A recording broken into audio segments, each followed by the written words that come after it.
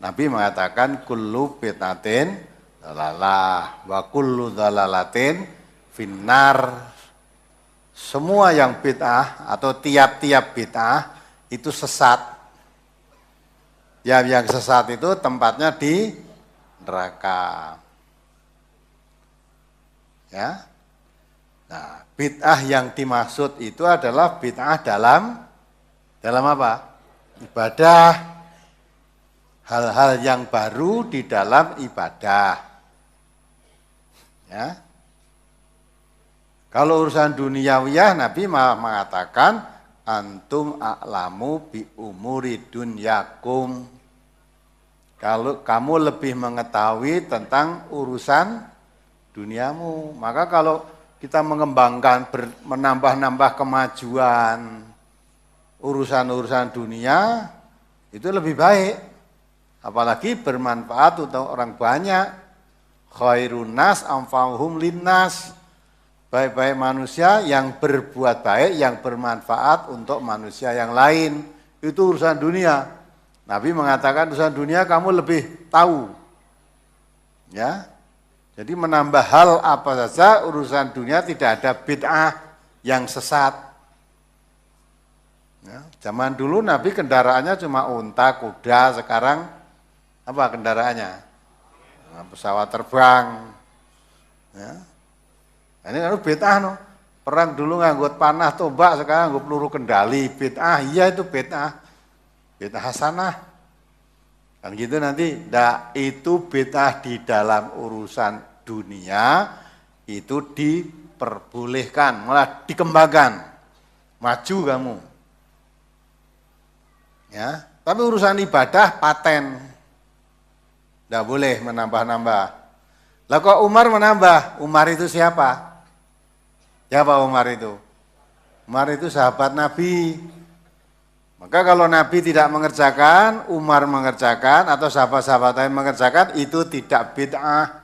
Nabi sudah mengatakan, alaikum bisunnati wa sunnatil khulafa ur-rasyidin al-mahdiyyin. Ikutilah sunnahku dan sunnah sahabat-sahabatku yang mendapat petunjuk. Ya. Jadi kalau Umar tadi mengatakan ini bid'ah, tadi kan melihat kan, sebetulnya, nah kecuali kalau tidak pernah dikerjakan Nabi, kok kamu mengerjakan, itu tidak boleh untuk ibadah tadi. Karena apa? Ini tadi sholat masalah, nah sekarang disebut sholat tarawih, sholat Ramadan, qiyamul Ramadan. Nabi itu pernah melakukan sholat tarawih itu dengan berjamaah. Ya, malam pertama Nabi sholat, tapi tidak manggil ngajak-ajak ayo sholat jamaah tarawih, enggak. Nabi sholat di masjid, ada orang yang mengetahui langsung ikut. Ya, pagi harinya orang udah yang tadi ikut malam hari sholat bersama Nabi, pagi harinya ketemu teman-temannya di pasar, di mana-mana ketemu cerita. Semalam saya bersalat bersama Nabi begini terang. Malam berikutnya lebih banyak yang ikut. Lebih banyak yang ikut. Nah, terus yang malam tadi ikut tadi, siang harinya cerita dengan sahabat-sahabatnya juga.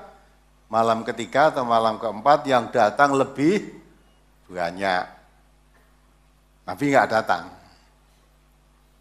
Nah, terus pagi harinya subuh, Nabi mengatakan, saya tahu kalau kamu menunggu dan saya tidak berhalangan hadir sebenarnya, saya tidak pergi kemana-mana dan tidak sakit, hanya saya khawatir kalau sholat ini kamu di sholat yang seperti ini jamaah tarawih tadi, khawatir itu diwajibkan.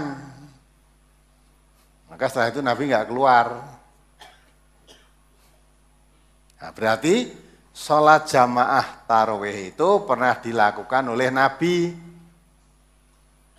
Nah, sekarang suatu saat Umar berjalan bersama sahabat-sahabatnya melihat di masjid, loh kok ada jamaah orang. Tapi sholatnya kok sendiri-sendiri, ada yang sendiri, ada yang di sana, ada yang jamaah tapi makmumnya hanya sedikit. Mengapa dalam satu masjid begitu? Padahal zaman Nabi sholat jamaah tarawih ini pun dilakukan dengan satu imam. Ya, mengapa ini kok sendiri-sendiri? Ada yang sendiri, ada yang pakai makmum tapi tidak seberapa. Dah saya tak datang, tak kumpul aja biar satu menjadi imam, yang lain makmum. Nah, itu dikumpulkan oleh Umar. Ayo satu imam, yang lain semua makmum, tidak boleh sendiri-sendiri begini ini. Dah, setelah itu Umar keluar, gak ikut sholat. Nah, malam berikutnya lagi ketika Umar sudah seperti itu.